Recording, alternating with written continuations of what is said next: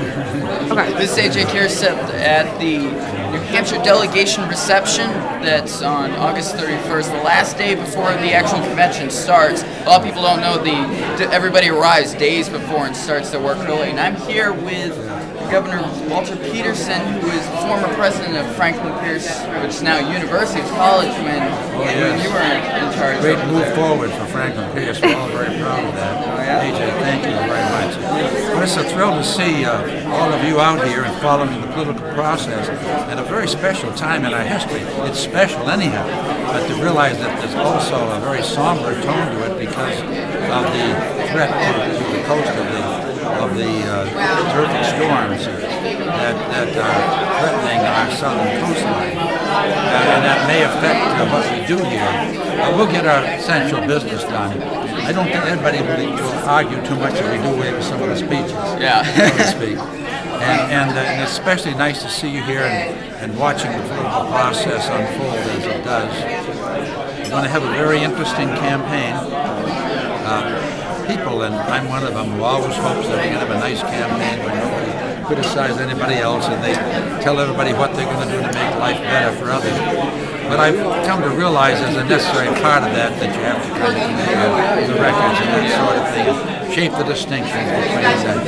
I'm one who believes that both candidates should compare, and that there are differences, age, experience, qualifications that running mates. To what extent are they representative of what's happening in our country and all the rest? These are decisions that the electorate will make. But I hope they make them wisely. But it's up to us, of course, to disseminate the information, at least get our side, our point of view across to it. And so I'm glad to be here and glad to see you all here, and you represent a school that I think a great deal of. I was wondering, especially being former president of the university, and you still work actively with the government. What's your exact position where you work with the state universities? What was I working? Yeah, what do you currently do with the universities with the state government? Well, I don't accept this because I had in all told about 17 years on the membership of the Board of Trustees. I did serve as the interim president before that, in between. When you are governor of the state, you're an ex-officio member of that board. And I spent 4 years in that position, and I just finished 13 years after I finished the term as interim president. Steve Merrill, actually, I asked him, I said, I wish you'd consider me, because I felt there was a need to get some people in there who really care about the university and I do. Saw the benefit of it, the importance of it to the state.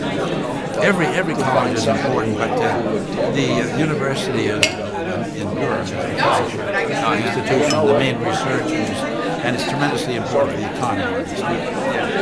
And I'm proud to say we've worked together with others to really bring that into fruition. So it's first rate today. And I also later was asked by Governor Shaheen this time. The first time was Governor Merrill, but Governor Shaheen asked me to step in and as the interim commissioner of the community technical college system. Now it's the community college system. And I've been fortunate after I finished that year to go on that board as well and participate in framing that, moving it from the old location to a modern day community college system. More effective workers in the current job. Yes, that's right. That's what we need. And at the same time, for those who want to go on and continue on, we have that opportunity. It's the kind of thing you don't have all in one fell swoop. I don't want to give them and consolidate them. You're here at a national platform, and it's something a lot of people do not get the opportunity to do. Is this something you really want to push for this week during this convention? That while you're here, that you want to really push for the people that are in attendance at the convention? First of all, I'm not at all conscious that I have some great power to affect great things. What you do is work with others. Obviously, I believe in John McCain. not to the detriment of others. I was a delegate for him in 2000. And I was lonely at that time. There are more of us now. And I just admire him greatly as a man. Doesn't mean I don't respect Barack Obama, of course, but his achievement. But I think, given there's two big points that I want to make. Recognizing I'm not a big journalist, I'm just one small part. And that is that not only we talk a lot about the threat to us, which I think is more than military. It's also economic. And we're a debtor nation. We need to tighten our belt, so to speak, cut back on spending, and at the same time look for ways to work with others and not feel we have to keep everyone else. Be more progressive and work with the globalization that our market's been going towards anyway. That's right. And a lot of people don't realize that, for example, we're worried about heating costs this coming winter.